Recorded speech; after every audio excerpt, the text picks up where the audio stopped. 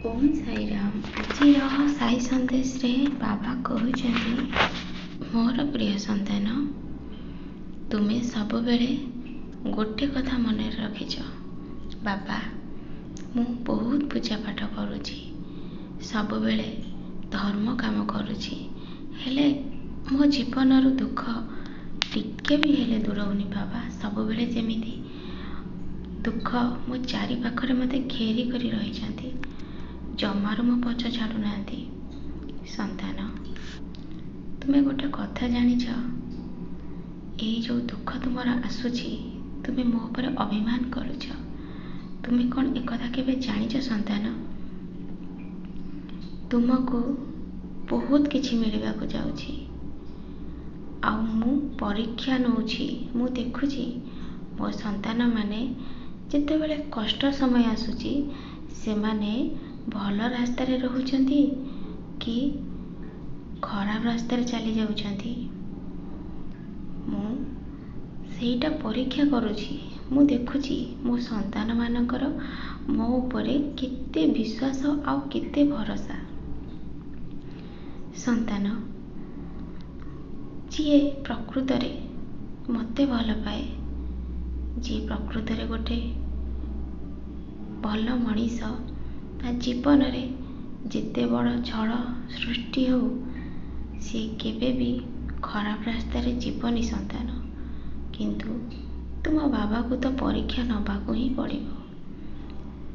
ଭଲ ମନ୍ଦର ଜ୍ଞାନ ତୁମର ବି ହେବ, ତୁମେ ବି ବହୁତ ଖୁସି ହେବ। ମୋ ଜୀବନରେ ଏତେ କଷ୍ଟ ଆଉ ଯନ୍ତ୍ରଣା ଆସିବା ପରେ ବି ମୁଁ କେବେ ବି ଖରାପ ରାସ୍ତାରେ ଯାଇନି। ସବୁବେଳେ ମୁଁ ଈଶ୍ୱରଙ୍କ ଉପରେ ଭରସା ରଖିଛି, ଆଉ ମୋ ପାଖରେ ଯେତିକି ଅଛି ମୁଁ ସେତିକିରେ ବହୁତ ଶାନ୍ତି ଆଉ ଆନନ୍ଦରେ ଅଛି। ସେତେବେଳେ ତୁମେ ଜାଣିପାରିବ ତୁମ ସାଙ୍ଗରେ ଭଗବାନ ଅଛନ୍ତି, ତୁମ ସାଙ୍ଗରେ ଈଶ୍ୱର ଅଛନ୍ତି, ଆଉ ସିଏ ତୁମକୁ ସବୁବେଳେ ରକ୍ଷା କରୁଛନ୍ତି। ସନ୍ତାନ, ତୁମେ ଅଭିମାନ କର ମୋ ଉପରେ, ତୁମର ସେତିକି ତୁମ ବାବା ଉପରେ ଅଧିକାର ଅଛି। ମୁଁ ତୁମକୁ ସେ ଅଧିକାର ଦେଇଛି, ତୁମେ ମୋ ଉପରେ ଅଭିମାନ କର, ହେଲେ ଚିନ୍ତା କରନି।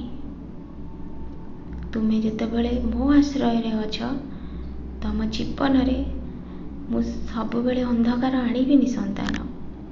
ଦିନେ ନା ଦିନେ ତୁମ ଜୀବନକୁ ମୁଁ ଆଲୋକରେ ପରିଣତ କରିଦେବି।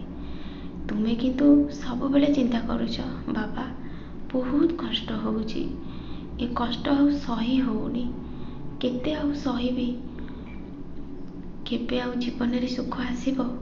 ସନ୍ତାନ, ସବୁବେଳେ କୁହ, ମୋ ଜୀବନରେ ବହୁତ ଖୁସି ଅଛି, ମୁଁ ବହୁତ ଆନନ୍ଦରେ ଅଛି। ଏମିତି ଯଦି ଭାବନା ତୁମେ ରଖିବ, ତୁମ ଜୀବନରେ ସୁଖ ବହୁତ ଜଲ୍ଦି ପଳେଇ ଆସିବ।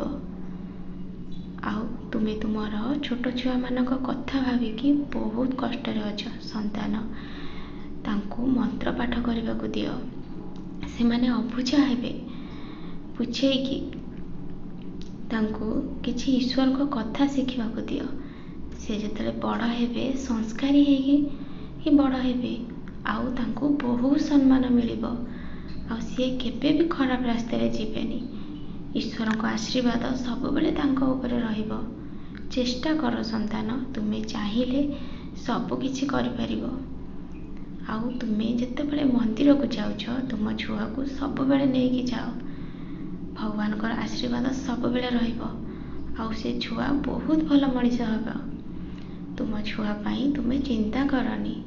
ମୁଁ ମୋର ଏଇ ଦ୍ୱାରିକା ମାଇରେ ବସିକି ସବୁ ଦେଖୁଛି, ମୋର କେଉଁ ସନ୍ତାନ ଠିକ୍ କାମ କରୁଛି ଆଉ କେଉଁ ସନ୍ତାନ ଭୁଲ କାମ କରୁଛି। ମୁଁ ଏଇଠି ବସି ସବୁ ଦେଖୁଛି। କିଛି ସନ୍ତାନମାନେ ଯଦି କଷ୍ଟ ଯନ୍ତ୍ରଣାରେ ଛଟପଟ ହେଉଛନ୍ତି, ତାହେଲେ ତାଙ୍କର ପୂର୍ବଜନ୍ମର କିଛି କର୍ମଫଳ ରହିଯାଇଛି। ସେଥିଲାଗି ଚିନ୍ତା କରନି, ସବୁବେଳେ ହସ ଖୁସିରେ ରୁହ।